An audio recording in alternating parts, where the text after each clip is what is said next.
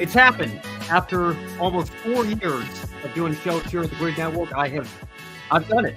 I've made the mistake of hitting the intro, hitting the background music, but forgetting the third and final and most critical step of hosting a live stream, hitting the go live button. Welcome, everybody. Sorry we're about 8 minutes late here. I'm your host, Ben Schneider. Welcome back to another episode of Grid Encore. I'm joined, as always, by Brandon Crossland. Brandon, I don't know, man, between the internet problems I had that caused us to be about 5 minutes late already at the start and then getting 3 minutes into the show before realizing, I can't tell how many viewers are watching. We had a comment here from Amber in the chat room, but it doesn't tell me how many viewers are. Oh, that's because it still says scheduled. We haven't gone live yet. That just sets the tone for this to be an absolute dumpster fire of a show, just as Martinsville was, as Amber says here. I don't even know where I'm at anymore, Brandon. How are you doing? We're fine, and let's not get ahead of ourselves. We only got maybe through one little bit there at the beginning, and yes, it is another Motor Monday. We did talk in a little echo chamber there for about 4 minutes or so. But to recap, we were saying it got progressively worse over the Martinsville weekend. We thought, wow, it's just the night one of three, and Ben was already losing his mind in the grid chat, and then Saturday came along, Sunday came along, and Martinsville did deliver for sure. And we talked about Eldon Sawyer, his comments, and also, take it away, Ben. We got the rough draft out of the way. Apparently, God himself didn't want me projecting the original rant that I was going to project here. So he prevented me from hitting the go live button. And we got the first rough draft out of the way. Now we'll go ahead and get into the actual show. Of course, I'm kidding. It wasn't that bad, but a little more refined this time. Yeah, I'm down to only about 90% of the energy I had 10 minutes ago when I thought we were going to start the show. So we'll jump right into that right here. First and foremost, as always, though, want to give a shout out to our Patreon supporters who help us pay the bills here, who help us maintain our sanity over at the Grid Network, not just on this show, but all throughout all of our programs. Colin, Michelle, Mark, Robin, David, and Matthew, thank you all so much for your continued support of this channel here at Grid Network. And if you like what you see tonight, you can consider taking a few minutes after the show to join them in investing in our Patreon. Or if you're watching us live on YouTube, you'd rather make a one-time tip to us instead, we now have the super chat feature enabled as well. Thank you all so much for your continued support throughout this season and into next season. And thankfully, I guess, it gave me more time to pull up the article I was trying to find, the official update that we had after the Cup race this weekend. We'll get into trucks, and Brandon, like I was telling you when we thought we were starting the show here, I mean, if you're in the grid chat, and probably if you're in some other chats, I mean, you certainly know, but I was dealing with frustration levels high enough after the Truck Series race on Friday night, let alone what was going to happen Saturday, and then really, took the cake on Sunday here for the most frustration I think everybody's feeling right now. We want to be talking about Ryan Blaney and the drive that he put in. We want to be talking about who our championship picks are, but everybody everywhere on every show is talking about the race manipulation controversy, dubbing the Spingate 2.0. I even saw Colby Evans bring back the tweet from the penalties that came out at Homestead in 2019 when the back markers, the Rick Wares and Premiums, Inspires of the world were trying to manipulate who was going to be outside the bottom three, and NASCAR came down on them very heavily. How can they not make a statement here? So we'll see what that statement is probably 24 to 48 hours from now, but the latest update, this came out about 7 hours ago from NASCAR's website. I'm just going to read this verbatim here. The article says, quote, NASCAR officials will look further into the on-track actions of multiple competitors Sunday night in the NASCAR Cup Series Round of 8 finale at Martinsville Speedway. The number 1 Trackhouse Racing Chevrolet, piloted by Ross Chastain. The number 3 Richard Childress Racing Chevrolet, driven by Austin Dillon. And the number 23 Toyota of 2311 Racing, wheeled by Bubba Wallace, all fall under scrutiny for how they raced in the closing laps of Sunday's Xfinity 500. NASCAR's Senior Vice President of Competition, Eldon Sawyer, said Sunday the officials' immediate focus in the moment centered around Christopher Bell's wall ride in the final corner, but said he anticipated a deeper examination lied ahead once clear of Sunday's event. Quote, we'll look at everything, Sawyer said. As I said earlier, we want to go back, as we would have done anyway. We'll get back. We'll take all the data, video. We'll listen to in-car audio. We'll do all that as we would any event. So, Brandon, obviously, I was on the wrap-up show yesterday because, like I said, everybody's talking about this. This was too important to ignore. Matthew Bro and I had some great discussions. You can go check out the stream or the clips that we posted this morning for yesterday's show for our immediate reactions. I want to hear your reaction. I want to give my reaction, having had 24 hours now to sleep on this and take it all in. But I want to thank you for passing this along to me. Former driver, former winner at Martinsville Speedway, and former ESPN and Fox Sports analyst Ricky Craven posted a video to his Facebook page, pulling no punches, giving his thoughts on what took place last night and what he would do if he were, in his words, king of the world for a day here. Take a look at what Craven had to say on his Facebook page earlier this morning. This morning, if I'm king for a day, the number 3, the number 1, and the number 23 are looking for backup drivers for the final race of the season. It's critically important that those 3 drivers sit home and think about the alternative. 15, 20, 25 bucks an hour. Listen, you have no idea how privileged your life is because of NASCAR. And you single-handedly compromised NASCAR yesterday.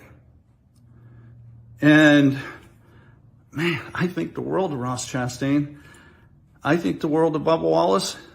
I've about had my fill of Austin Dillon, but I think the world of his grandfather. I'd go to the end of the earth for Richard Childress. Most of us would, but I've had enough of Austin Dillon. You know, this is starting to be a replay. I'm tired of him. You compromised the sport yesterday. The last 10 laps, I don't need an algorithm. I don't need computers. I don't need data. I watched you guys, and none of it made sense to me. Shame on you. Sit home for a week. Mic drop from the man, Ricky Craven. I love it. I love it too, and I can't say I disagree. And I got to tell you, Brandon, I think Ricky Craven, a lot like Kyle Petty, somebody who I think, you're not always going to agree with what he says, but he's willing to say what others aren't willing to say. And you know that when he opens his mouth, he's going to give you his 100% raw and honest and unfiltered opinion.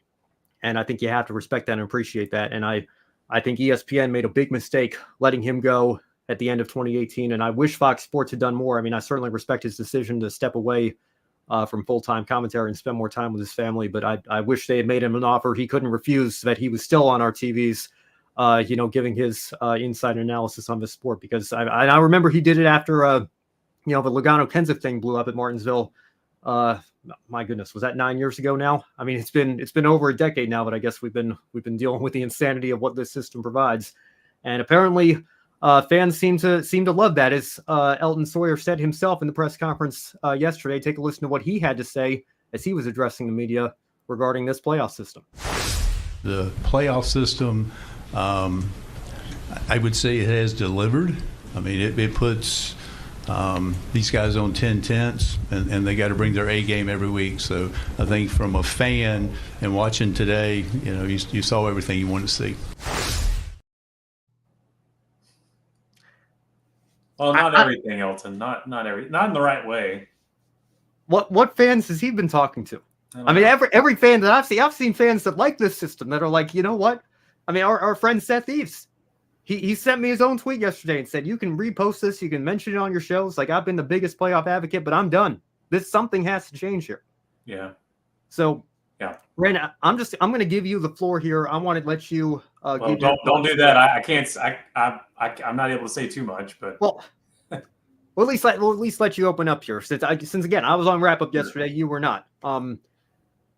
What's your main takeaway? I mean, what do you think? I mean, does Ricky Craven have a point? Do the drivers need to be penalized here? If you were king of the world for a day, what would your reaction to this be? And then what are your thoughts on what Elton Sawyer had to say? It just seems to me like the sport more and more, they're not even willing to acknowledge that the playoff detractors even exist. It's mind-numbing sometimes, and just depressing that it's the same thing that's going on from We Like What We're Seeing. It's the same response, just repackaged in a different way. Kenny Wallace is actually who I saw that Ricky Craven video from. He shared it, and he said, quote, "This video by Ricky Craven is absolutely breathtaking." I think that's a Keanu Reeves call out, and reminds us all of why Ricky was one of the best TV analysts of all time. Great take, Ricky. And if Ricky Craven's going to come back to TV, I would hope he would do something with Kenny Wallace and Kenny Schrader. Maybe he can join them on Dirty Mo and do something there if he wants to return here and there, because at least you can do that from home. But the race manipulation, it's reared its ugly head again. And, that Ricky Craven has the respect for Ross Chastain. He has the respect for Bubba Wallace. But he says he's just about had enough with that Austin Dillon boy. And we wholeheartedly agree with him after multiple instances in the past several years, especially just this year at Richmond. Oh boy, we agree with him. And I'm glad that the penalties are actually coming into consideration today, that we're hearing that they're going to be looking at those things. And, besides Election Day tomorrow, it's going to be a little busy. So maybe, Wednesday incoming, we'll give some penalties if they're going to be distributed.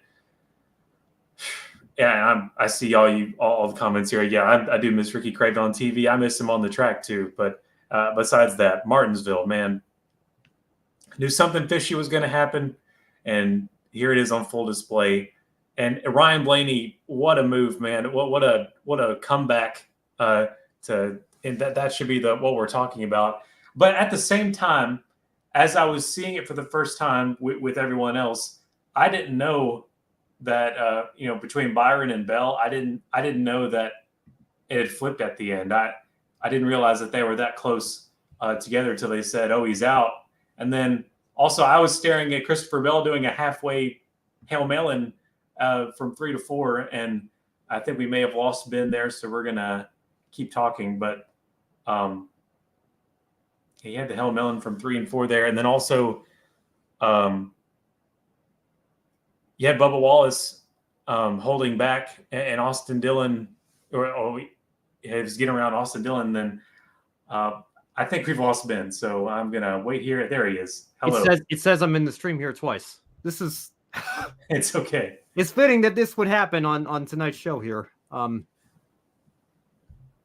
Okay, now. Well, what was happening was I couldn't get Amber's Martinsville was a dumpster fire comment to disappear from the screen here, but now looks like I've got full control again here. So I don't know. Hopefully the stream didn't end for you all and we're still live. We were still live, and I was falling off a cliff. Okay, we'll edit this out when we flip it. This is I don't know. This is maybe NASCAR's interrupting our stream. I don't like what we have to say here. but I'll continue it. When I saw Jeff Burton, when he was saying that it's a darn shame that we're talking about this and not this, I just said out loud without question, like, what do you expect? What did you expect? This is exactly what you put them in a box. This is exactly what you're going to get. This is exactly how this sort of thing in a vacuum organically plays itself out. You're going to have people that are, they're looking at all those cars that were behind William Byron, just stalking him around for laps and laps and laps, because they're all Team Chevy and they're trying to cut their guy a break because they're told to. Like, anyone could see that. It was so obvious. Like, they had plenty of opportunity to pass him. They were going way too slow. And then also the Christopher Bell and Bubba Wallace, that one may be a little bit less suspicious, but to me, what's way more suspicious is the whole Chevrolet brigade behind William Byron, and where if he had that one spot that was going to be taken from him, then he would be out of the playoff picture. And then the whole debacle there with the Hail Melon recreation that didn't go as planned. And I mean, it turns out William Byron and Christopher Bell are good friends, and so they also didn't want to hurt each other. They have respect for each other, they didn't want to knock each other out. And so, but still accepting of, we just didn't show up this year. We didn't give it all we could. As far as Christopher Bell, he didn't blame the system for not making it in by the slimmest of margins. But I mean, that doesn't keep us from doing it. So we'll blame it for having this sort of night. I mean, what a disaster. And it's a shame that we're not being able to enjoy Ryan Blaney. But man, it's also a shame that we weren't able to enjoy after all of that, the amazing battles up front. I mean, Chase Elliott having an awesome night and just not able to have the long run speed. Ryan Blaney that's a cool story. Denny Hamlin, good grief, what's he got to do? He's got to wait till next year. But he was, he had a fast car too. But there was some great racing up front, and it comes down to the end, and it comes down to people, playing teams. Yeah, well, and like I said, on last night's show, I think there's a very strong case that can be made here that there are only 3 teams right now in NASCAR. One's Toyota, a bow tie, Chevy. one's a blue oval, and manufacturers. It's the 3 manufacturers: Chevy, Ford, and Toyota. Because and listen, Ford doesn't have anything to do with. I mean, I shouldn't say that. They won the race yesterday. They don't have anything to do with the controversy. I think Ryan Blaney said he was very thankful for that. But we've seen this before. I mean, everybody forgets with Spingate, you had Front Row Motorsports on the radio telling David Gilliland, like, hey, maybe we'll get something out of this. We got to help Joey Logano out. I mean, I think Ford and RFK and Penske and Front Row, they've worked together in the past in maybe some ways that, some fans would frown upon. We saw it obviously yesterday. Why in the world would an RCR and a Trackhouse Chevrolet care what happens to a Hendrick Chevrolet?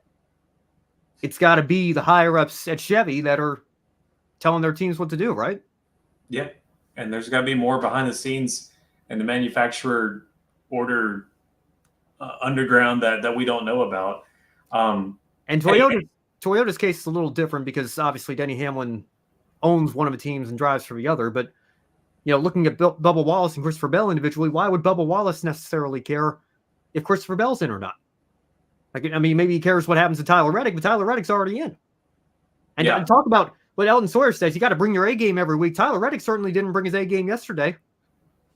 Did he have to? Did he get punished for not bringing his A game yesterday? I thought he was already locked in. He could afford to have an off day yesterday. So there you go. You're consistently inconsistent there once again. Yeah. I see we have a $20 super chat from Amber JJ. That is awesome. A super sticker. Thank you so much, Amber. I've never seen one of those on stream ever. So, hey, that's pretty cool. Thank you. Amber. Yes, Amber. Thank you. Thank you so much. We are very appreciative of that. And we'll maybe put that towards better internet on my end. I don't know what's going on with us and StreamYard tonight. Hopefully keep your fingers crossed for the rest of the show here. But thank you so much for chiming in here in the chat. And long-time fan. We appreciate you. Long-time viewer here. Thank you so much. And we'll go through and read the rest of your comments here as a thank you and appreciation for your last super chat here. Totally agree. Martinsville was a dumpster fire, and it looks like Amber agrees with well, maybe not necessarily. She agrees that the 3-1 should be punished in some way, of a 24 as well. We'll get into that here in just a moment because I certainly have some thoughts on that. I know there were some discussions on Sirius XM today about what William Byron's role in all of this is. Austin Dillon is the Lance Stroll of NASCAR. I don't know. Even Austin Dillon's won 5 times and didn't drive his car straight into the gravel trap after getting it refired this weekend. I mean, that was man. That was, I certainly have my thoughts on Lance Stroll. You can go check out the stream yesterday for those as well here. A Day in My Life asking, can NASCAR limit or regulate radio traffic? I don't know. Formula One tried that, years ago, and that's how we got the famous Fernando is faster than you line from Ferrari. We still saw team orders. They were just coded now. And I think you saw that a little bit yesterday as well. The Chevys were asking, like, do they know the plan, whatever the plan was? Bubba Wallace saying, I've got a tire going down. Come on, man. Right? So this is a very tricky situation to me because this is my proposal, Brandon. I've slept on this. I want to hear what you have to say. Forget the wall ride for a second. That decision was already done and dusted. Okay. You can have your thoughts on Ross's move from 2 years ago, Christopher Bell's move from yesterday. You can't let the 20 in because he got help from the 23, right? That's team orders. That's race manipulation. You can't let the 24 in because he got help from the 1 and the 3. So that's also manufacturer race manipulation, right? So the next driver in line would be the 5 of Kyle Larson. Why would you let Kyle Larson in? Hendrick still has a car that makes the championship 4. Chevy still has a car that makes the championship 4. What difference does it make to them whether it's Byron or Larson? They still have a dog in the fight, right? But who's to say William Byron wasn't putting the hammer down as hard as he could? Hey, he still benefited from it. Doesn't matter. They took Martin Truex Jr. out of a chase in 2013, didn't they? What did Truex have to do with it? Clint Bowyer's the one who spun out. Brian Vickers is the one who brought his car into the pits. I guess so, but he's guilty by association. What did he do? He benefited from blatant team orders and team manipulation. But he didn't sign off on the team orders to do so. He was still trying to keep a spot from getting around him. Whether they were slowing down or not, I think he was still going as hard as he could. And I'm playing devil's advocate here for everybody in the chat here. But it's like you could make the argument. It's like the locking bumpers rule at Daytona and Talladega. What happens when that's dubbed a penalty? Both of those cars get penalized, right? What's the guy that's being pushed supposed to do? But in NASCAR's eyes, you're both benefiting from it. It's a tough situation, but the only what is everybody comparing this to is Spingate, right? And what NASCAR did 11 years ago was they took Martin Truex Jr. out of the chase when he was the only one at MWR that wasn't part of this. I mean, the plan was made to benefit him. Clint Bowyer spun out, Brian Vickers parked it or came down pit road. And put Gordon in. Well, they put Gordon in, and they put Newman back in. They put the points penalty, the way things reshuffled, and Clint Bowyer got to stay in. Because Clint Bowyer was already over 50 points to the good. So the guy that actually spun out got to stay in. The guy that had nothing to do with it, who would be the William Byron in this case, he's the one to get. But there's precedent there to take Byron out. But like I said, I mean, can you really put Kyle Larson? I mean, why is Hendrick or Chevrolet going to care? What happens still at the end of the day gets one of their cars in because Larson's the next in line. And then they don't lose. It's Chase Elliott, not the next one in line after that. Oh, he's also a Hendrick driver. And the last one in the round of 8, that's Denny Hamlin. Denny Hamlin's not only a Joe Gibbs driver, he owns 2311. So you can't put him either. You can't put him in either, right? Like, what about Alex Bowman? Alex Bowman was in the round of 8. He got disqualified. I guess he's next in line. Oh, yeah, he's the 4th Hendrick driver. You can't. Yeah, I mean, there's so many layers to this the further back you go. So what I believe needs to potentially happen here, and I saw Dale Reynolds said that Dale Reynolds came out of YouTube retirement was saying the same thing. Amber's saying the same thing here in the chat. Let's make up for what we did 11 years ago when we added an extra driver. Take it away. Let's take away a driver. Okay. Joey Logano, you won. You're in. Tyler Reddick. I know people might say you're guilty by association too because of the team you're driving for, but that's not true. You won at Homestead. You were locked in well before this weekend. Ryan Blaney, you won this weekend. Well done. You 3 have won the last 3 races. You are the final 3 fighting for a championship at Phoenix. The 2 that would have been in, they're both guilty of the same thing. We can't put anybody else in. It just becomes this line of succession that's more ridiculous. It's with the same teams anyway. So let's just simplify things. No winners in this situation. Everybody that is part of this race manipulation problem has to suffer, and it's a final 3. That's never going to happen. Why we added an entire driver to the chase? Why can't we take one away? I don't think NASCAR 11 years ago is the same as it is now. If they're going to be consistently inconsistent, why on earth will they stay in line with something that they did before? I don't know. They have nothing to prove to me that they are going to do that. But what they decided 11 years ago proved that they can just make these decisions and look at the situation and rule it as they see fit. And if the decision is between the 20 and the 24, guess what? The 20 got help from the 23, the 24 got help from the 1 and the 3. If you come down and this is the problem that I struggle with, Brandon. I feel like they have to do something, right? It's clear and obvious. Yeah. The 1 and the 3, and Ricky Craven said it himself. Like, I don't need your data. I don't need your telemetry. I saw it with my own eyes. We all saw it. Yeah. I don't know how you can have a supposed 100% rule. Tell these competitors that they've got to be on their A game every week. And then you turn around and you see, what were the 1 and the 3 doing? What was the 23 doing? I had a tire going down. Are you kidding me? You don't cut Oh, tires you know the anymore. plan? Well, no, I mean, it doesn't take an Einstein to figure out what this plan is. Sorry, Brandon, go ahead. No, you don't cut tires anymore on the Gen 7, remember? We don't have that sort of problem. Yeah. I don't know. That's last generation's excuse. I don't know what to say. I say as I've been ranting here for 25 minutes to open the show. It just, I don't know, man. I know I say this every year because the frustration and like I said, we'll get into it later on in the show. I was feeling this way after Friday night. I was feeling this way after Phoenix, for the Truck Series last year. But I just, I watched. There's a lot of videos that are in my watch later playlist here. I didn't get to as many of them during work as I wanted to because I had a busier day. But I did get to Dale's video, and I like his idea about the final three. That's what I was thinking about this morning. And I also like what he said, and I think I hinted at this yesterday on the stream as well. Maybe I just need to be a fan from Daytona to Darlington. I just watch the first 26 races, watch these guys go for race wins. Yeah, the playoffs are always going to be part of the conversation. Who's in, who's out, who doesn't have to worry about that as early as the season opener at Daytona. But once we get to the playoffs, it's just exhausting. It's absolutely exhausting. And I understand. Listen, if you like the system, God bless you. You are getting, maybe you are getting exactly what you want. I can't imagine that people wanted this. I can't imagine that everybody's thrilled to be talking about this. I had fun with it in the late 2010s. I'll say that. I did have fun with it in the late 2010s. Well, I'll say back into it.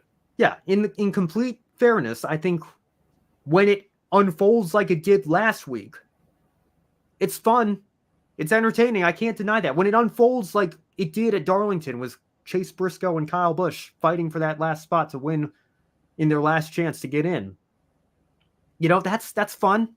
But there's leaks in the ceiling, though. It's got some instances where it falls on its face. Yeah. And then the powers that be act like everything's fine in the burning house.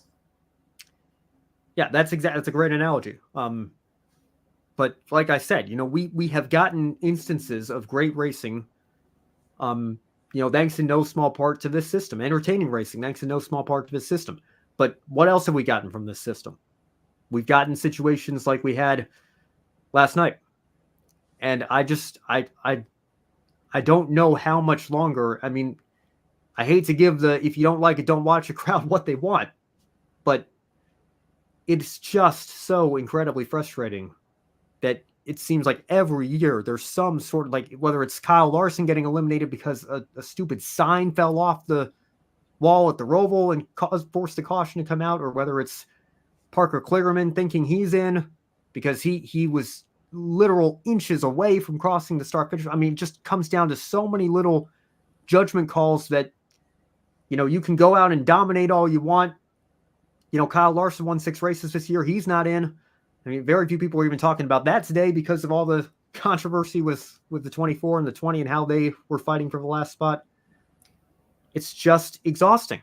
And I don't know how sustainable this is. I mean, I feel like Kevin Harvick even said it himself. Like he feels like drivers are going to start retiring sooner, like in their late 30s and early 40s, because it's just that the system puts you under so much stress. And we have situations like we had last night where I don't know. It seemed to me like the 1 and the 3 and the 23 were in clear violation of 100% rule. I don't know. I don't know how this is sustainable long term. Yeah, you got a really good point that it's gonna. I mean, it puts the entertainment value is that it puts so much stress on the drivers to perform until their manufacturers tell them don't perform as good as you. Give about 80%, 70%. But it's also not sustainable as far as just it's going to age them a lot quicker. They have to keep being put under pressure like this. I mean, yeah, you had pressure in the point system, but I don't know. It's much different. Yeah, well, and even Brad Keselowski tweeting last night, this has to be the final straw on the camel's back for this system here. And again, I don't know. I don't know what the solution. I mean, I do know what the solution is. I think the solution is go back to the Lafferty system. I don't know what was wrong with it, but I'm also a realist. I know that There are enough fans now that don't know any different, that do like this system. But we have to look at some tweaks. We have to look at, I don't know if, again, taking away the win in your arena, I don't know if that would have made a difference here last night. Because you're still going to have the talk about who's in, who's out above the cut line, and 18th place points versus 19th place points, in a full season points battle probably doesn't make much of a difference.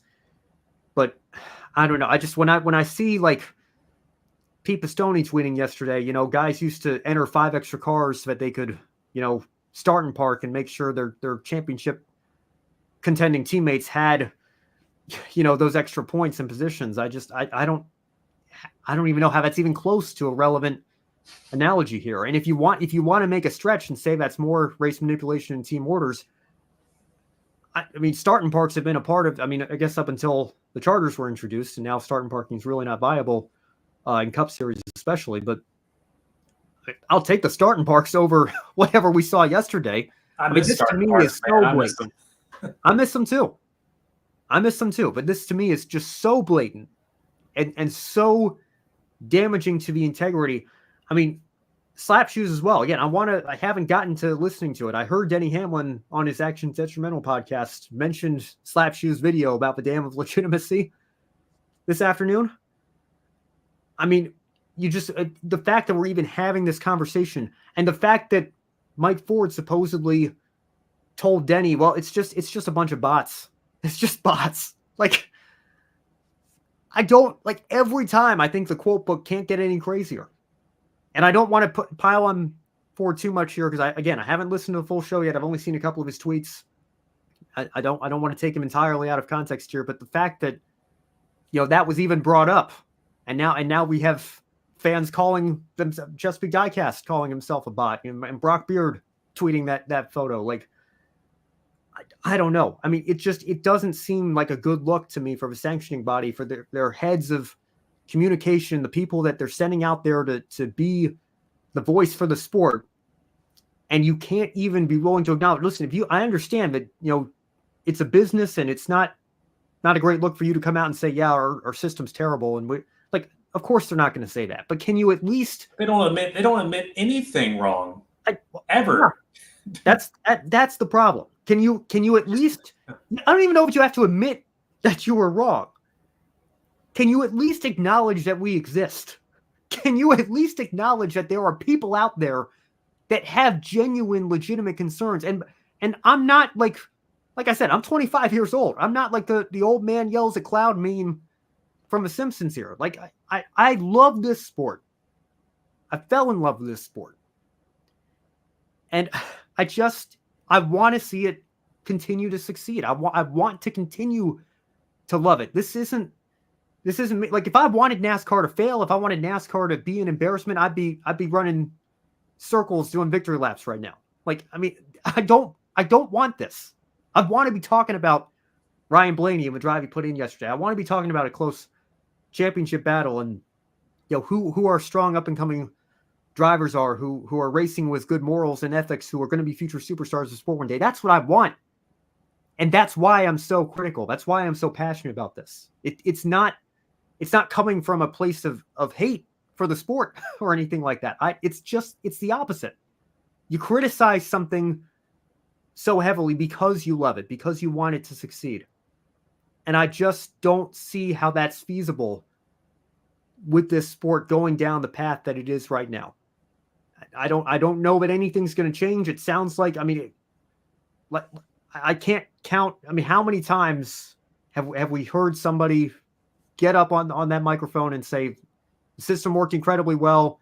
It's giving fans what they want. It's an incredible system. 8 out of 10 fans like what we're seeing. I mean, just go all down the quote book from the last 10 to 15 to 20 years here. I don't expect anything to change, but that doesn't mean I'm going to stop fighting for what I believe in and speaking up about, my passion for what I think is in the best interest of this sport. And I don't know, I could be wrong. Maybe a full season points championship isn't viable anymore. Maybe I would have to eat crow on that. But it can't be this. Surely it cannot be this. When you have so many people, all you have to do is take a look at the timeline yesterday and all the people speaking out about it, all the people saying this has to be the nail in the coffin. We have to change something. We can't continue to do this year after year. We can't have, I mean, the team owners have to go to the manufacturers and say, like, we can't keep doing this. And I don't know. I don't know what the solution is at this point, but I mean, damn if we don't have a problem. Like, how can you look at this and say we don't have a problem? I say we split and take it to the man. Well, I don't know, but Art style. It's already in the works, baby. It's already in the works. I mean, I can't say I haven't heard people propose that.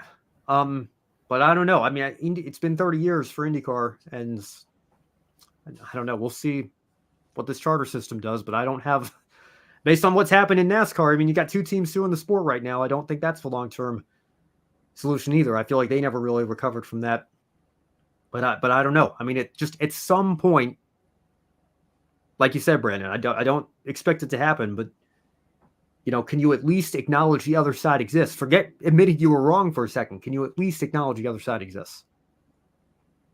Yeah, that's something I've never seen that this organization do, and it's weird, and it's not even like if you're trying to be a transparent, realistic company, not acknowledging that side of your fan base, which is bigger than you care to admit, is not being realistic at all. It's being a facade. Yeah. Let me just pull the tweets back up here. I want to make sure I'm being completely fair to Mike Ford here. John Haverland, somebody I've known for a while, mutual on X/Twitter, saying Elton Sawyer completely dodged Ed Jeff Gluck's excellent question. Mike responds 12 hours later, probably just earlier this morning, the next morning. No, he didn't. He doesn't include a clip of the press conference where he thought Sawyer answered Gluck's question. He doesn't explain why he thinks he didn't dodge the question. He just says, no, he didn't, period. End of tweet. He also quotes Sarah Davis's tweet here.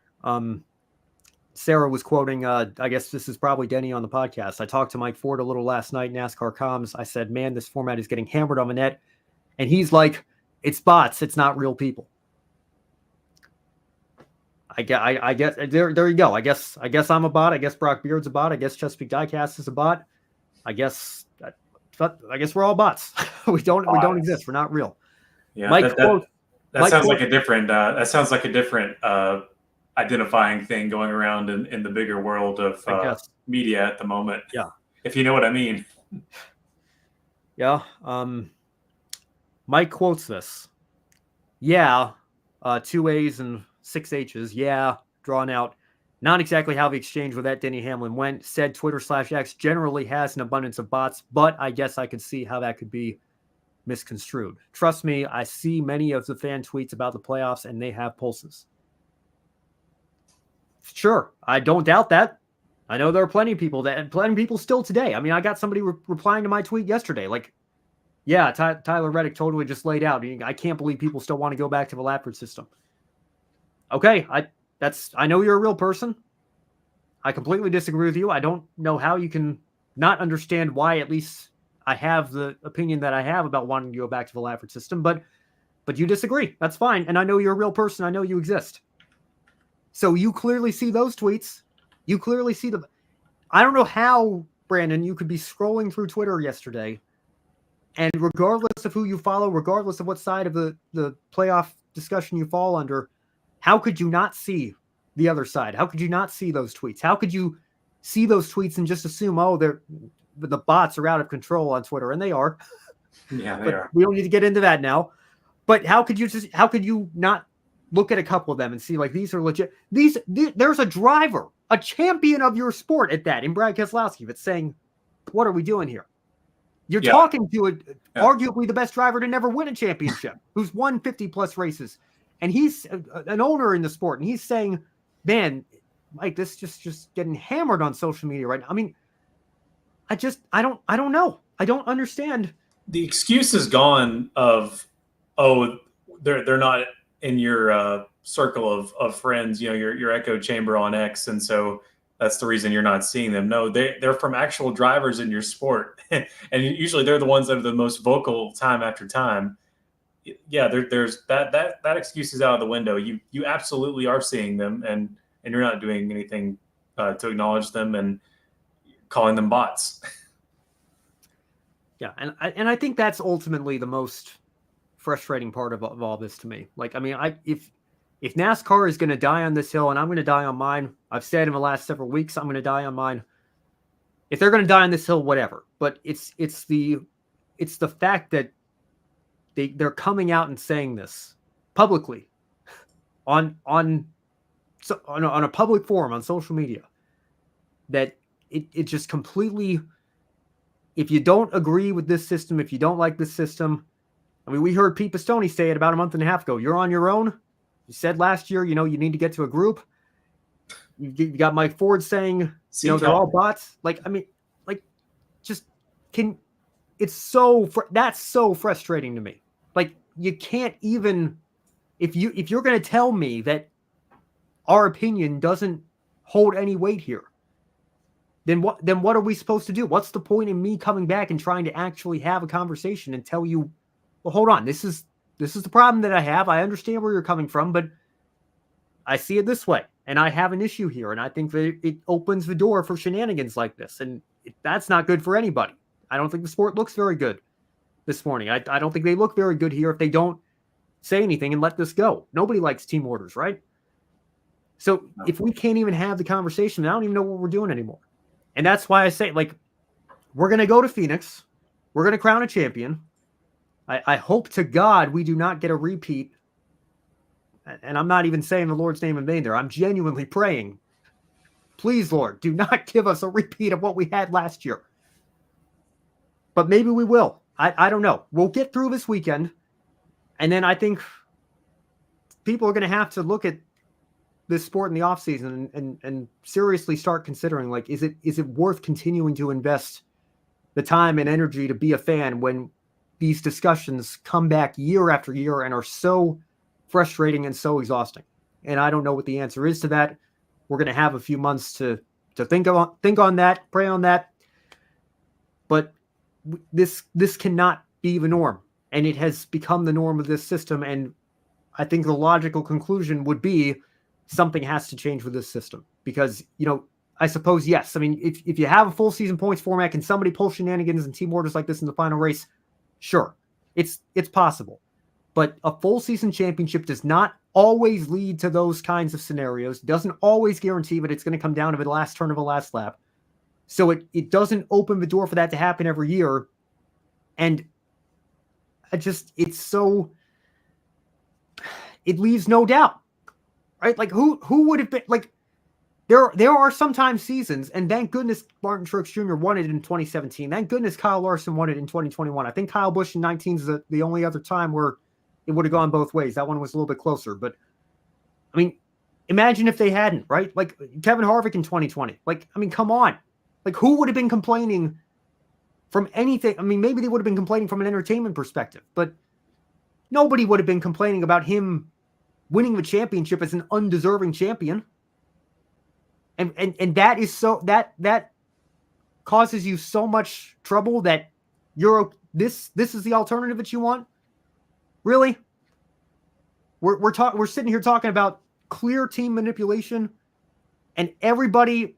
I mean, Larry Mack said on track this afternoon, we've had to spend the first 75 minutes of this show taking calls, talking about the implications of this. What could NASCAR decide to do? And we've hardly mentioned Ryan Blaney. We've hardly mentioned the great racing that we saw. I mean, and then NASCAR majority, like media majority, they say that as an attack, as a, like, shame on you fans for talking about that and not about. No, that's not what we're getting at. Like, do you hear that though? Like, yeah, they talk about it like that way. Like, shame on you fans for not focusing on the important thing here. It's hard to ignore this big elephant in the room that keeps showing up. How can you not talk about it? Trust me. I want to be almost done the show right now. We've been going for almost 45 minutes here. I want to have gotten through Xfinity, gotten through trucks, and made our championship picks for the next weekend, and given our flowers to Ryan Blaney, and given our flowers to Goodyear I mean, let's be fair. NASCAR put on a fantastic race by next-gen Martinsville short track standards. It was awesome. Drivers could pass. Yeah. The racing. I mean, I had a friend Much tell better me than in the spring, man. Much better. And you much still had better. all the Hendrick drivers, by the way, up front towards the end, at the end of it all. Yeah, I mean, it was a great race. It was a great race. And just in the span of the final 20 laps, all gets completely overshadowed by this stupid system coming back and rearing its ugly head and causing drivers to do this. And making teams headlines. To do this, and manufacturers to do this. Yeah. So again, we talked about the implications of this. I have my opinions. If you're still watching in the chat, thank you for sticking with us here. I promise we'll get to what the show title advertises here. We're going to get into what happened in Trucks and Xfinity here, and make our championship picks, because we do have a Final Four in those series as well. But I don't know, man. I mean, I hope Kobe, Josh, and Matt are ready. Oh, well, I guess not Kobe. Kobe's going to be moderating the other news here, but Josh and Matt for sure. They're going to have some news, I think, that they're going to have to talk about here in about 48 hours. And Grid Live will be back this weekend. The pre-race show might have to revisit this when they should be setting up the championship weekend at Phoenix. I don't know. It is a very. I don't think it's over. Let me just put it that way. I wish we could say that it's. What happened. We're going to move on. We're going to move forward, and it's frustrating, but it'll be what it'll be. But I don't know how they cannot say anything here when it's this unpopular, when it has this many people fired up, and when it's this controversial. And Danielle Trotta said it this afternoon on Sirius XM. They've got to nip it in the bud.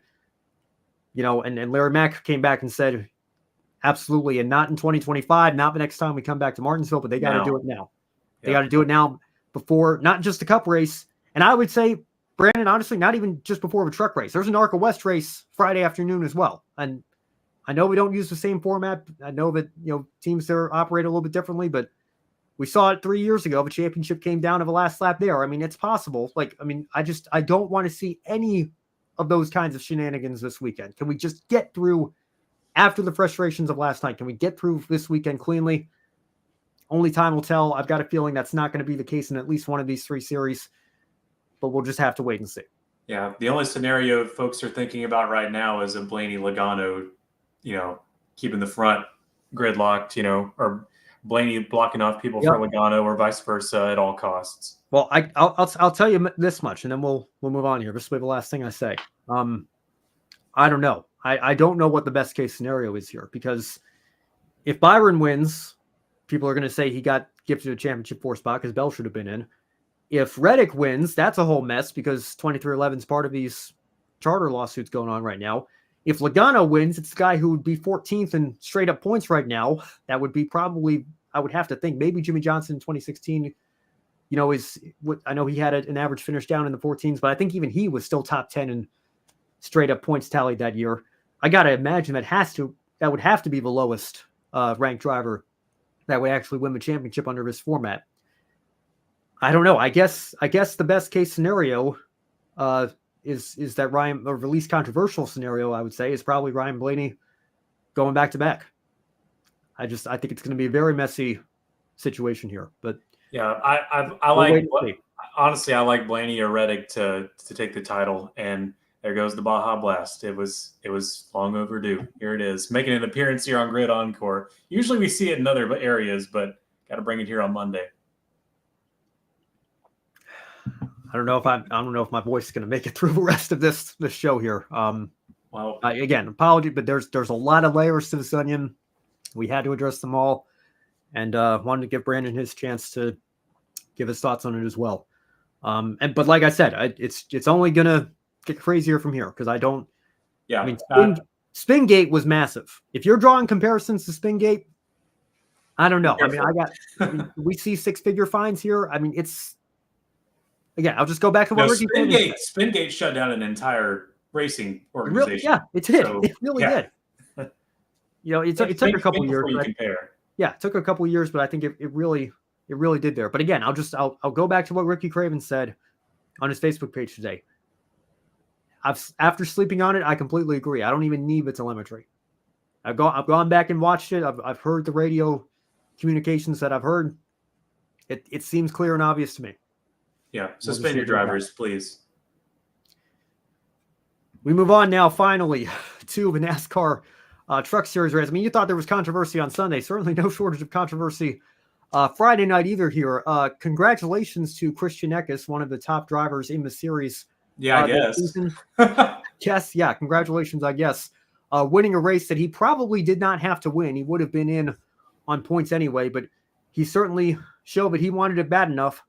Moved Taylor Gray out of the way, moved Ben Rhodes out of the way to win his way into the championship four. So he obviously with Grant Enfinger locked his spot up, doubled down on locking his spot up at both Talladega and Homestead. He is in along with Eckes and then Ty Majeski and Corey Heim, who finished 11th and 7th respectively. They make up the final 2 spots in the championship four. But Brandon, I want to open up here with Eckes. Obviously, Taylor Gray was very frustrated, marched down pit road, marched onto the front stretch and the makeshift victory lane in Martinsville. Did Christian Eckes cross the line? Do you agree with Mark Martin, or ethics completely gone in this series? And then was Taylor Gray's frustration justified? Did he have a point? Because he was racing for the same spot in the championship four as well. Well, if you want to look where ethics have gotten the worst, you can go no further than the Truck Series, and you'll see it on display right there. Man, it's unfortunate that we have basically lost an entire generation of drivers that have any amount of respect for each other when it comes to competing for a championship. I don't care if it's the format we have now or if it was just the regular old-fashioned point system. Just had respect for their other competitors on the track, and bumped and banged, but only in dire situations, and never was going to completely put put another driver's safety in danger. The Eckes on Taylor Gray, I didn't really notice it like this on the TV when I saw it at the time, but Ben, you made it clear to me that he bumped him up 3-4 lanes there into turn 3. You again, going back to using your vehicle, using your race car as a weapon against another driver, that could very well fall into that category. We've seen, you could say we've seen much worse instances of it at much larger tracks, but still, it's still a high. Any racetrack has a high speed environment. Martinsville is still you're booking it going down the back straight into 3. Let's be real. And then yes, he crossed the line there, absolutely, and did, like you said, didn't really need the win. Marched his way over to Taylor. Taylor Gray marched his way over to him and had the NASCAR security official following the whole time. You're just going to go talk to him. You're just going to talk to him. And then want to congratulate Matt Weaver for making it through there alive. And also, he had a lot of screen time on Friday on FS1. He's got the move down where he holds his phone like this, but also doesn't look directly at the driver. It's like you walk with the tense party at hand, but you're not directly involved. You're not looking at them where they're going to be like, "Hey, get out of my face." He's got that down to a science, which was fun to see from a different angle. But just the words that are exchanged and stuff, it's just so dumb. Even for getting bumped like that, it is just dumb watching these drivers have exchanges like that. But what was worse than that is the hit there in turn 3, just uncalled for. And Taylor Gray's frustration was justified for sure. Yeah, I think it's as close to a dump and run as you can get without actually spinning the guy out. And Taylor Gray did still go on to finish 4th there. But it was beyond just a typical short track bump and run either. And everybody remembers when Denny Hamlin spun Chase Elliott in the Cup race 7 years ago. They don't seem to remember Chase Elliott basically doing the same thing, shoving Brad Keselowski up several lanes, just a few laps before that, and Brad voicing his displeasure on the radio. So I think, again, it's nothing new necessarily. It's trickled its way all the way. I mean, a lot of these drivers that came up through the Truck Series and Xfinity Series are now in the Cup Series now. Carson Hocevar, he's got a lot of talent. He's got a lot of speed, but obviously we saw it at Phoenix last year. There's no respect given in this series. And as for what was exchanged here, Taylor Gray coming up saying, what the bleep was that? Christian Eckes, his response is just, it's Martinsville. And then Gray that was my response, to be honest with you. Yeah. Really, my first reaction before we had our conversation on Friday was just, I mean, yeah, that's Martinsville. Like, what do you expect them to do? That's how you pass. Yeah. Yeah, I guess that's their, maybe. I guess I've been believing the lie, I guess. Yeah. Well, it's Martinsville works. It's Martinsville in the Truck Series, I guess, right? Yeah. So you got two angles there. Gray comes back. You don't ship Rhodes into the fence. You race him like I bleeping did with you. I barely got you off the bottom with tires. You know how many chances I had to ship you into the flipping fence. And then Eckes responds, maybe you should have, I guess. Either fight hard or die. That's the code of conduct. Yeah. So, I mean, again, Mark Martin said it perfectly. I don't know if I feel like we've crossed the point of no return at this point. Certainly I'm not saying that Christian Eckes should have had the win taken away or anything like that. It wasn't as egregious as Austin Dillon at Richmond in the Cup Series, to be clear as well. Not as obvious either. Yeah, but it's certainly, it rubs people the wrong way. And I think it's, again, a larger part. I mean, the fact that this is a more mild instance here, it's not a larger part. I mean, I was expecting this to be the main talking point on tonight's show. And then what happened in the Cup Series happened. I knew Sunday was coming. Yeah, the Cup guys had other plans, obviously. But I just, again, it's a continued frustration. I think, our friend Matthew Owens messaged me after the race and said, boy, have we set the stage for a repeat of last year. Because, I mean, and this is how the conversation ended. Taylor Gray said, I'll remember that for next week. And Taylor Gray's season is over in terms of a championship, right? Yep. Think about this. You've got, and again, Taylor Gray got a lot of talent, a lot of potential, but you've got a 19-year-old kid behind the wheel of a NASCAR Truck Series vehicle with, nothing to lose and everything in terms of revenge and payback to gain. And Christian Eckes is going to have everything to lose next week. He's got a target on his back, and not just from Taylor Gray, I might add. They could possibly burn all their bridges in just 4 short days. Yeah, they really could. I mean, I'll pose the question to you here. Do you think we have the ingredients brewing here for a potential repeat of what we saw in last year's Phoenix race? I may need to mail you 7 cases of the stuff of the Baja Blast for Avondale, Arizona. I can't imagine what we're in for on Friday. It's going to be laughable. It really is. There's going to be overtimes the likes of which you've never seen before. It's just going to be over and over and over and over. And it's probably going to put last year to shame. I'm just gauging what's coming. But you think we're going to get more than 4 overtimes? I mean, anything's possible at this point. When you have 2 hotheads like that coming off fresh off a week later, and also, by the way, you're deciding the championship between Enfinger, Eckes, Majeski, or Heim. It's just what they do in the Truck Series, and it's what you do for a championship. Yeah, well, I don't know. I mean, it would be hard to top last year or go lower than last year, I guess, depending on how you want to look at that. I don't know if top it is necessarily the right word here, but I mean, the way this weekend went, the way this series has gone the last couple of years, the way Nashville went. I mean, a Cup race went into quintuple overtime, for crying out loud. I mean, I don't even want to think about what the Truck Series might be capable of doing. We'll see. I don't know. It's gonna be very interesting here. We do have a championship on the line, like you mentioned, Brandon. Like I said, Enfinger, Eckes, Majeski, and Heim. Those are your 4.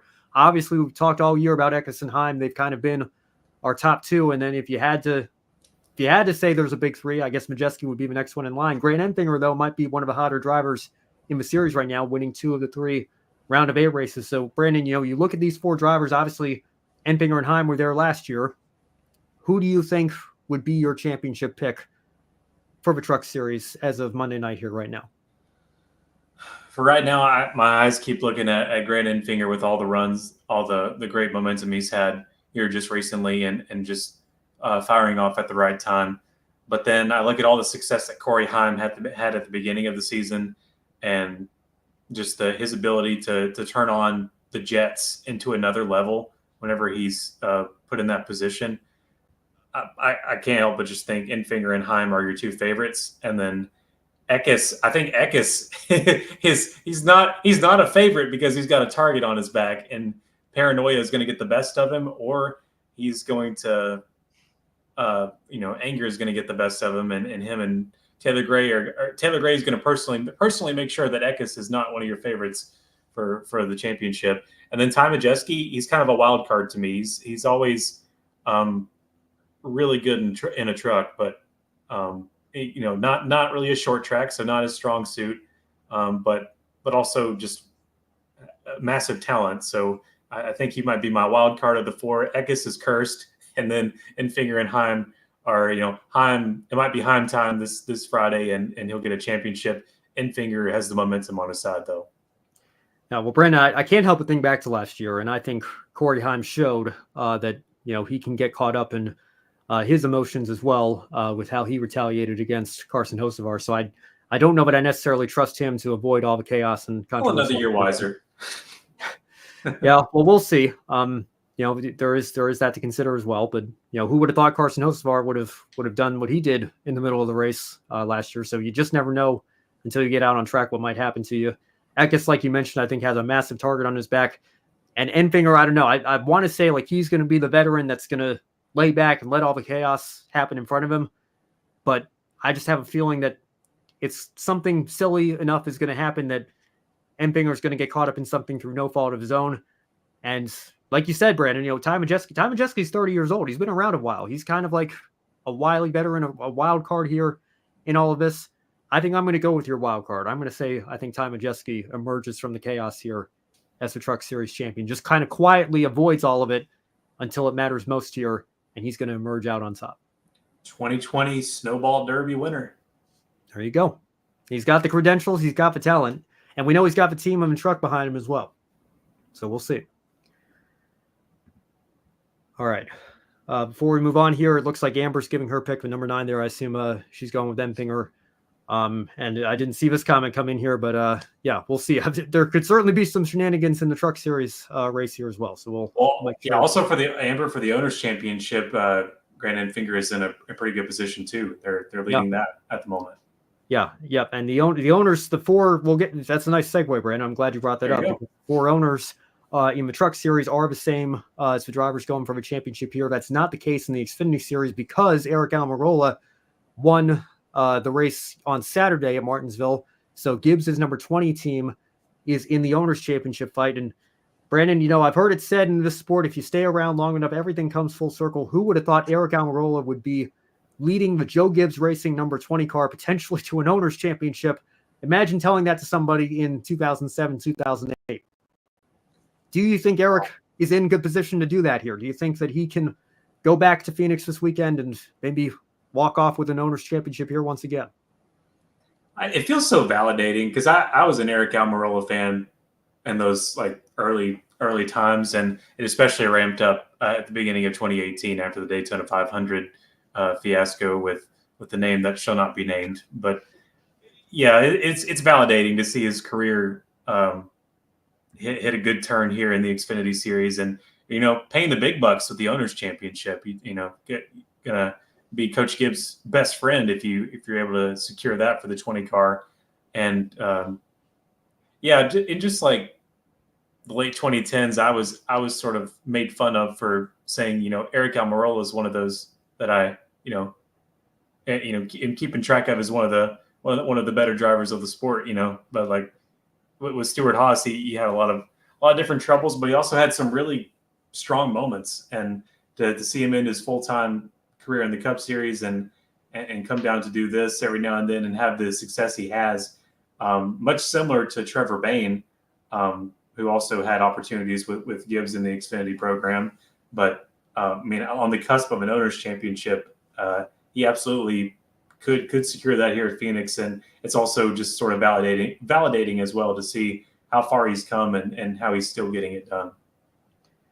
Yeah, I mean, I got to tell you, as somebody who, did the video on Milwaukee 2007, has studied that race, gone back and watched that race and the ripple effects and implications that it all had. I mean, it would be a really cool full circle moment. And even this year, we had, the controversy. Eric didn't run as many races as we were expecting him to over the summer, and briefly some rumors as to whether or not he was even still with the team after getting set down for a few races here. And again, something we don't need to revisit here on this show right here, right now, but they worked their way through that.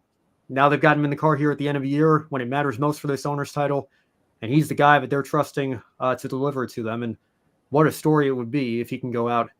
And even, I mean, I guess he doesn't have to win at Phoenix as long as he's the highest finishing of these 4 entries here.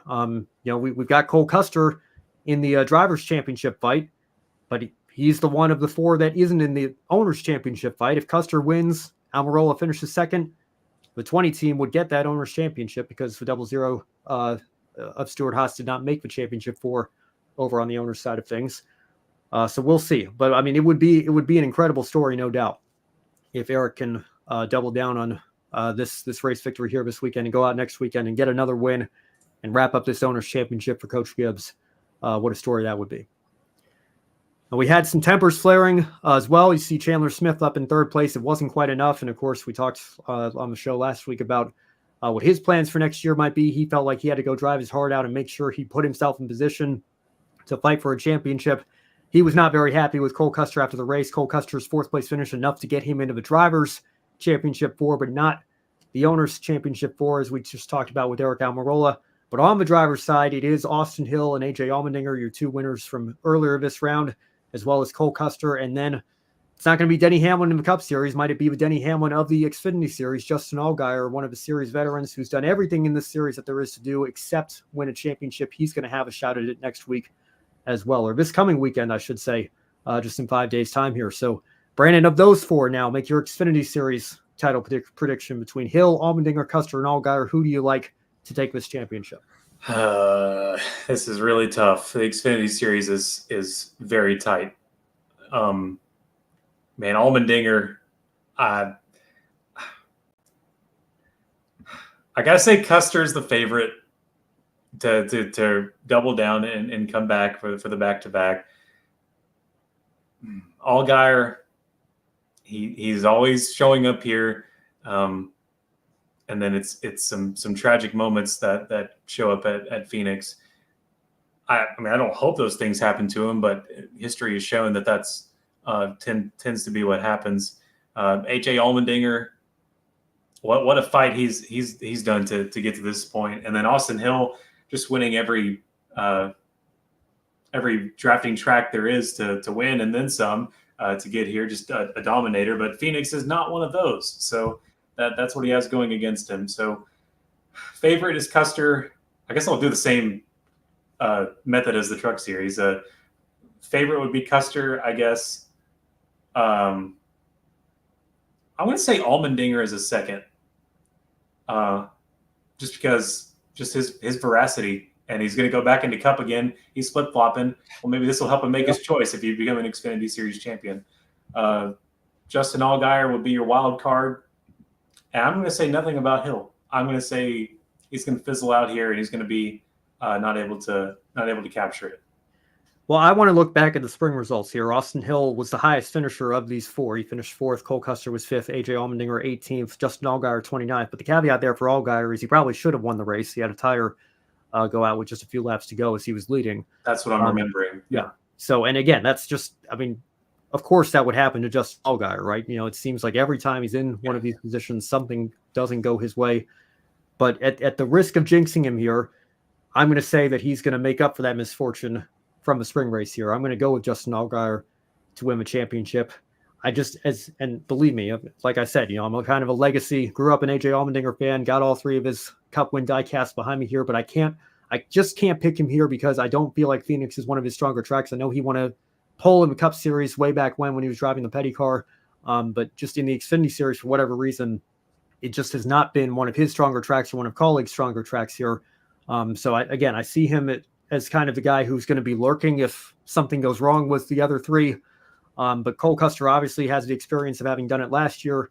And then Austin Hill, again, Austin Hill's kind of that guy, maybe you at least expect him to be there. I don't know, but very many people expected him to go out and win Homestead. His strength has always been the drafting tracks, like you mentioned, Brandon. But he went out and dominated that race, got into a championship for. We'll see. But I'm going to, as for my official pick, I'm going to go with Justin Allgaier. I'm going to say he finally breaks through and gets that elusive championship. I mean, I would love to see it. Again, not saying I don't want to see it. History hasn't shown me that that's possible, but definitely a wild card for me. All right. Before we close out the show with our one shining moment, I want to address a day in my life here. What if Gibbs puts Hamlin in the 20 during a caution just to troll him? No. I don't think. I mean, Amber's got. I think that's just an inside joke. I'm sure Gibbs has forgotten about that. I don't think they can do that. I know Hamlin can't start the race because Cup drivers aren't allowed to run Xfinity Series playoff race this year. But I don't know. I don't know if there's a rule on a relief driver because Almirola would still get the points, right? Like I don't know if you can do. I can't believe it. You would. I've got to think that that's part of the rule. You can't have a Cup driver relieve you either this time of year. I've got to think that's in there somewhere. But don't ask questions that make my brain hurt. Yeah, that's certainly. Yeah, I mean that would be that would be the all-time troll there. And by the way, and they would never do that, right? That you're going to put in a guy that's never won a championship to try to win you the owner's championship. And then you'd hear on Sirius XM, and shame on you for making that the story. We had a great championship race there at Phoenix. Shame on you. Shame. Let's not give NASCAR any ideas here, or give the racing gods or Joe Gibbs any ideas here. Let's just leave that be here. That's our Xfinity Series preview recap from Martinsville, previewing Phoenix, and our truck picks are in as well. We'll see how well they age. Hopefully, we get some good, clean racing this weekend, and it's a weekend free from controversy, because goodness knows this weekend certainly wasn't. Thank you all for sticking with us through a bit over an hour show here. Brandon, before we wrap up tonight here, let's give the executives what they want, I guess. Let's talk about some positives from this weekend here, if you have any shining moments. I know Matthew Bro and I were struggling last weekend. My goodness. that shows you where I am in my head here, right? We got an election tomorrow. We had chaos and craziness this weekend here. On yesterday's show, last night's show, I should say, struggling to come up with a one shining moment, but we're going to do our best here on this show here tonight. Brandon, what is your one shining moment? Do you have a one shining moment from this weekend in motorsports that you want to share as we close the show out? I'm just going to give you a troll one shining moment to make you so angry. Are you ready? Okay. My one shining moment is for Austin Dillon. This man has been working so hard this year for a win. He got it at Richmond, and NASCAR took it away. That boy can drive. He's done everything in his career for a championship and has fallen so short. And then, what do you know? He comes here to Martinsville, and he plays team orders like he's supposed to, and still finishes in the top 10, finishes 7th. Austin Dillon, my one shining moment. Hall of Fame driver. Two-time NASCAR champion, Austin Dillon. Two-time NASCAR champion. That's objective fact. Hey. I'm Johnny Mathis, and I approve this message. Oh, man, you got me there, Brandon. I've got to admit, that was pretty good. Well, we'll toast the Baja Blast to you there. Man, I don't even know. I got to pull up these results here. I guess, you know what I'm going to do? Chase Purdy, third place finish. Probably the quietest third place finish of his career, but a very strong run nonetheless. We'll give him a shout out there on the Truck Series side of things. Of course, everybody talking about Eckes versus Rhodes, Eckes versus Gray, Eckes versus everybody. Chase Purdy, third place finish. Good for him. And on the Xfinity Series side of things here, Anthony Alfredo, I know he had a very strong run this weekend as well. I think, taking some people by surprise in qualifying there. But, hey, let's give him a shout out here. Top 10 run. Parker Kligerman, again, solid run. Mike Snyder, good to see him back behind the wheel. I'm just kind of ad-libbing at this point, going through one shining moments, as they come to me. On a more serious note, though, this will be my official one shining moment, I guess. Shane Van Gisbergen, 12th place in the Cup Series race yesterday. It's pretty good. You want to talk about something getting overshadowed? A great run on the oval in the Cup Series for the former Supercars champion trying to make this transition over to NASCAR. I think a lot of positive momentum and steps forward taken this weekend with that run. So well done, SVG. That's the one shining moment right there. I also have to go back. Sorry, Ben. I said Johnny Mathis. That's some pop singer or something. I meant to say Johnny Morris, not Johnny Mathis. So don't think I mean the pop singer owns Bass Pro Shops. It is Johnny Morris. It went over my head anyway, Brandon. That's where we are. We're an hour 15 into the show tonight here. But yes, that makes more sense there. I get what you're trying to go with. Johnny Mathis is a good singer, though. I do recommend. Yeah. There you go. All right, that's our show. That's our one shining moments. Thank you so much, everybody, for sticking with us. I know we had a lot of chaos here at the start of the show with my internet, and then thinking we had started a stream, we hadn't hit the go live button, so we had to restart the stream. Then the internet cut out again. Thankfully, the last hour or so has been okay.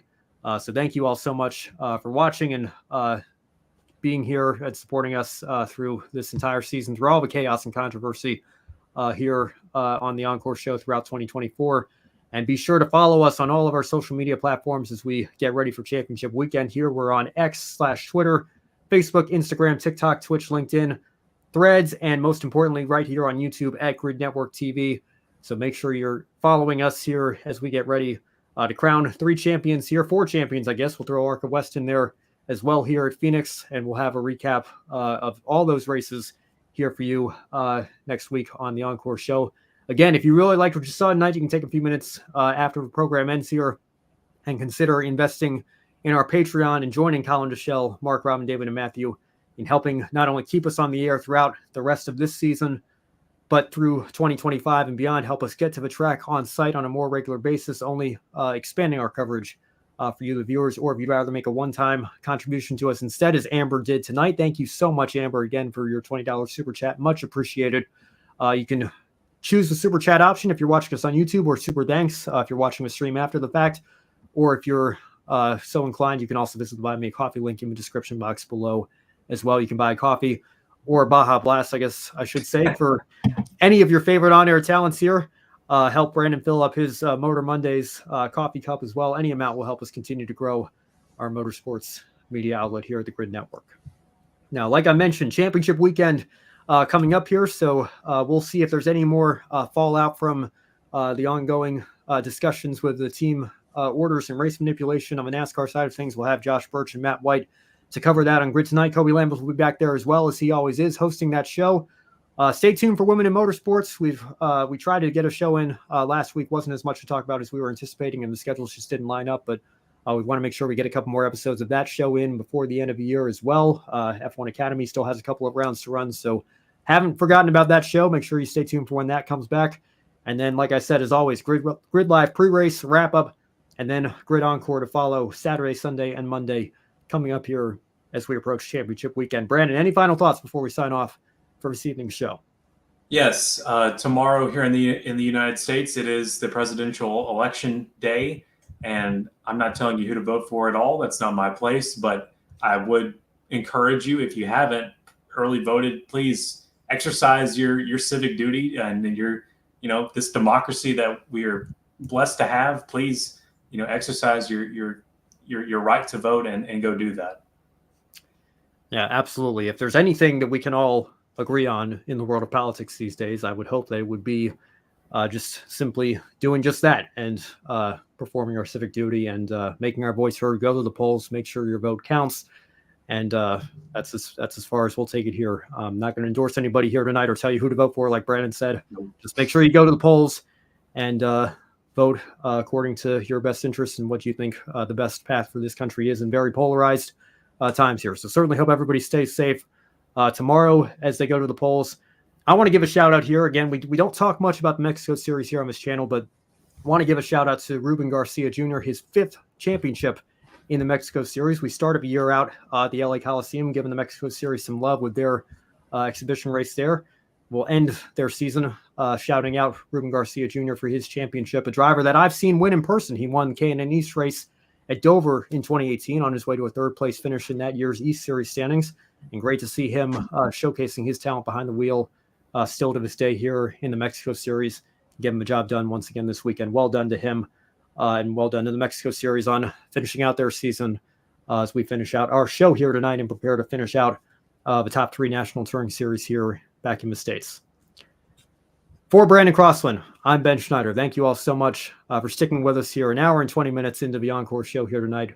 Lots to talk about. I'm sure there will be no shortage of things to talk about next week as well. So make sure you join us again here next Monday night, 7 Eastern, 6 Central, 4 Pacific. Hope you all got your clocks reset. That was a whole ordeal this weekend as well. But we will see you same time, same place right here next week on the Grid Network. Have a good night, everyone.